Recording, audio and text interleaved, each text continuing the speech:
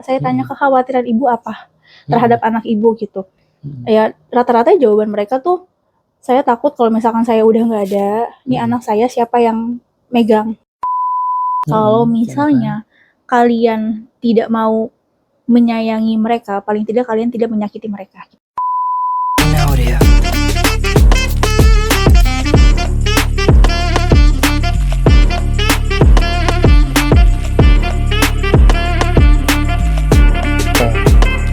Assalamualaikum warahmatullahi wabarakatuh. Ketemu lagi bersama saya di Cerita MW. Kali ini saya masih di UPD dan saya ditemani sama Mbak Tiara. Ya. Assalamualaikum Mbak. Waalaikumsalam.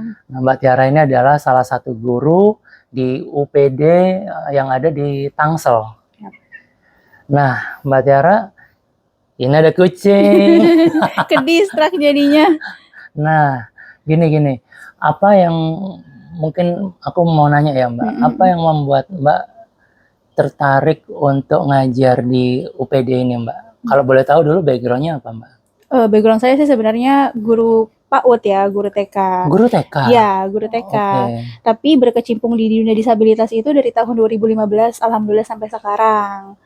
Gitu. Jadi sebenarnya tujuan saya berkecimpung lebih dalam ini untuk menyadarkan orang-orang bahwasanya orang-orang disabilitas itu mereka memiliki kelebihan loh, gitu. Karena kan yang mereka nggak tahu itu orang-orang disabilitas itu pasti punya kekurangan, gitu. Iya, yang terlihat adalah kekurangannya. Ya, apalagi dari fisik ya, gitu. Apalagi dari fisik gitu.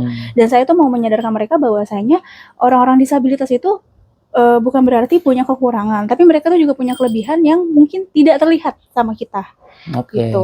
Maka dari situ tujuan saya untuk menggali potensi-potensi mereka yang tidak terlihat. Seperti itu, Mas. Gini, sebelum Mbak masuk ke mengajar anak-anak yang disabilitas ini, sempat nggak sih ada momen Mbak Tiara ini masuk dulu ke komunitasnya mereka, kepingin menyelami apa sih kalau dari kacamata mereka tentang kehidupan ini, sempat nggak sampai di situ? Sempat. Sebenarnya saya juga awal mula berkecimpung itu masuk ke komunitas lebih dahulu, gitu. Masuk komunitas, interaksi sama mereka dong, gitu. Interaksi sama mereka dan saya tuh sering bertanya apakah mereka nyaman dengan kondisi mereka seperti itu. Apalagi kalau misalkan lagi di ruang lingkup rame gitu. Orang-orang kan suka ngeliatin, kok begini, kok begini.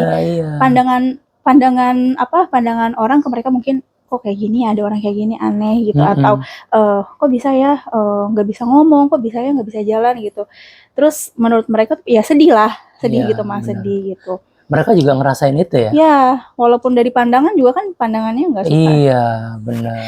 Gitu Mas. Nah akhirnya dari situ Mbak kepingin mencoba dengan empati yang timbul, sebenarnya mereka tuh juga punya kelebihan loh, yang bisa kita gali. Betul. Gitu kan. Terus pengalaman apa yang mungkin yang paling berkesan selama Mbak di UPD ini?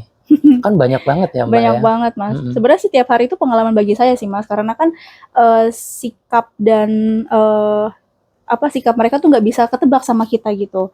Gitu.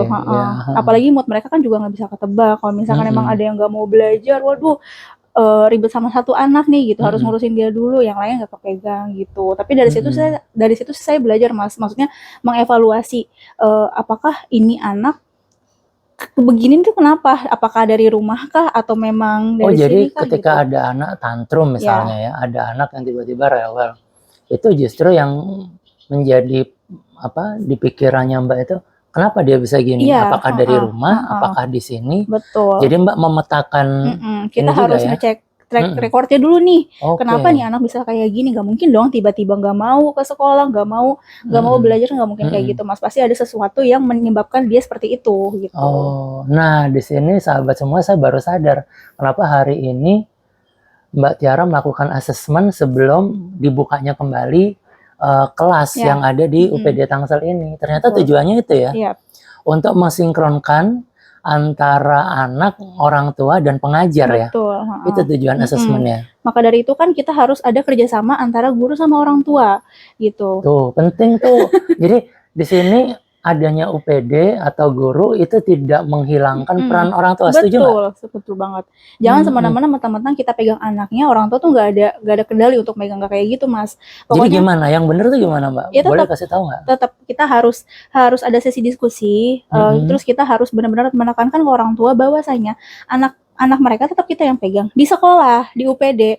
Tapi kalau misalkan di rumah nggak mungkin dong kita sampai rumah. Dalam artian itu kan masih tanggung jawab orang tua, ya kan. Jadi orang tua juga harus menerapkan apa yang diterapkan di sekolah gitu, yang diterapkan di UPD. Jangan beda. Kita ngasih tahu apa di rumah dirubah lagi. Iya, itu berarti kan ngerubah kebiasaan lagi kan. Nah, sejauh ini bagaimana Mbak respon dari para orang tua anak-anak disabilitas? Senang banget loh, Mas. Alhamdulillah, senang banget karena mereka ngerasa tuh di UPD ini anak-anaknya tuh ngerasa nyaman gitu, ngerasa nyaman karena di sini tuh saya benar-benar menekankan kemandirian sama fungsional anak gitu. Dalam artian kalau misalkan kemandirian itu kan, jadi setelah saya asesmen sama orang tua, saya tanya kekhawatiran ibu apa terhadap anak ibu gitu. Ya rata-rata jawaban mereka tuh, saya takut kalau misalkan saya udah nggak ada, nih anak saya siapa yang megang gitu. Jadi maka dari situ saya ajarkan anak-anak untuk kemandiriannya. Paling enggak mereka bisa bisa ngurus dirinya sendiri. Paling enggak gitu sih, Mas. Mandiri ya. Kemandirian itu yang dikejar ya. Iya.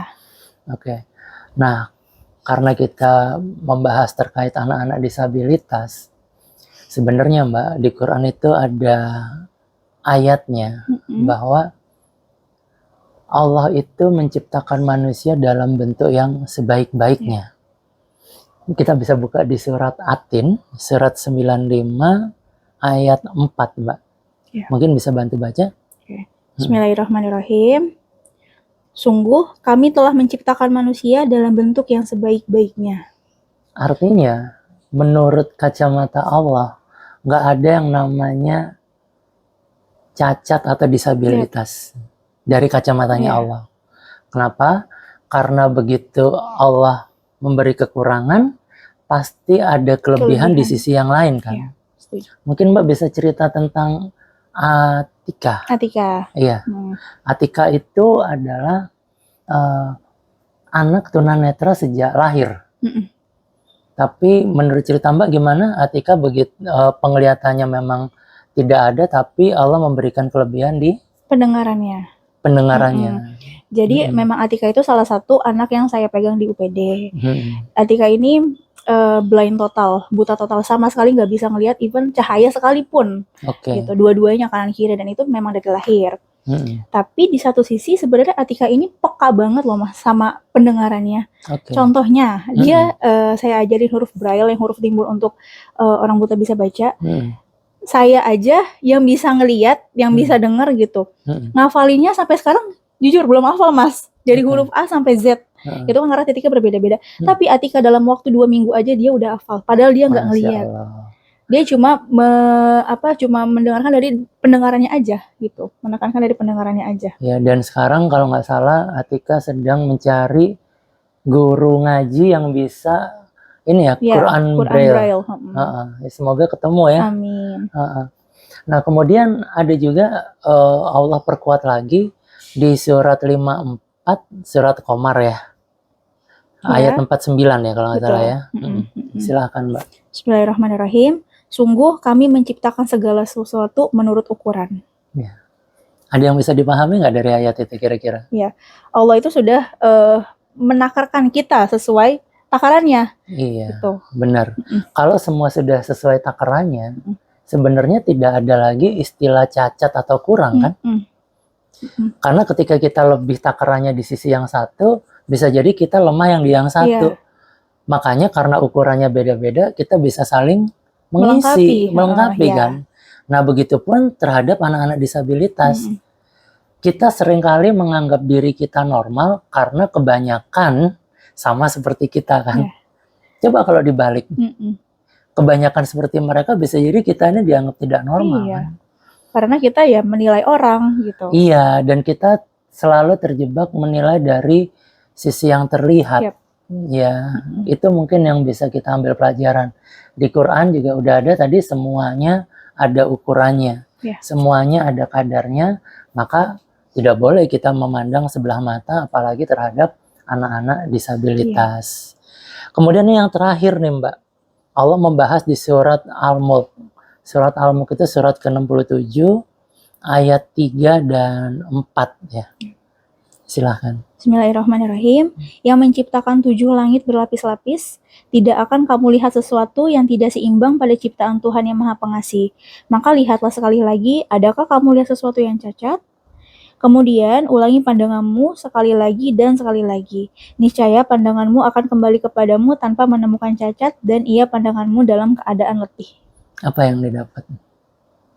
Ya memang tidak ada yang diciptakan kekurangan gitu. Iya. Di balik kekurangan itu pasti ada kelebihan. Iya, itulah kesempurnaannya Allah ya. Iya, Masya Allah. Ketika dia menciptakan makhluknya, yang kita nilai itu dalam tanda kutip cacat, sebenarnya banyak kelebihan-kelebihan atau potensi yang bisa kita gali. Betul kan Mbak. Banget.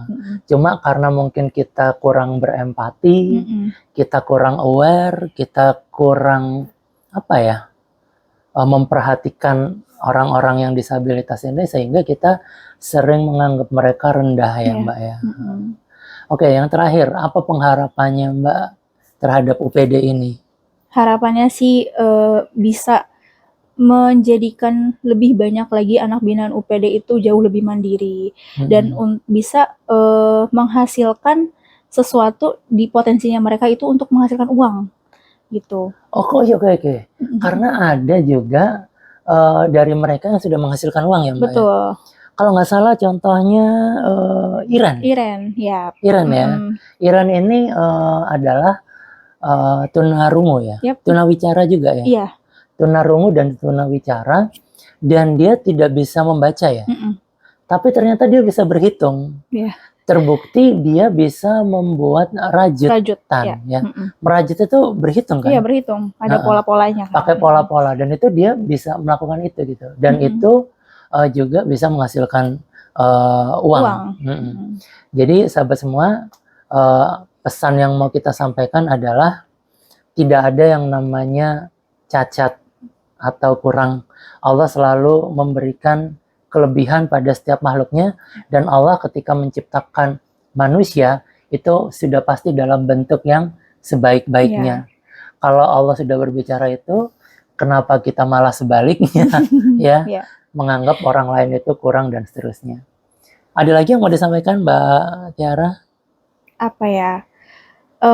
Pesan saya sih, kalau misalnya kalian tidak mau menyayangi mereka, paling tidak kalian tidak menyakiti mereka, gitu aja sih Mas. Oke, kalau tidak mau menyayangi ya jangan menyakiti gitu ya. Kalau tidak mau membantu ya jangan mengolok-olok, kira-kira seperti itu. Iya. Baik, terima kasih ya Mbak Tiara untuk sore ini. Kita ketemu lagi di cerita MW berikutnya. Saya Wiwit pamit. Mbak Tiara juga pamit. Masya Allah, belum janjian. Baik, assalamualaikum warahmatullahi wabarakatuh. Waalaikumsalam warahmatullahi wabarakatuh.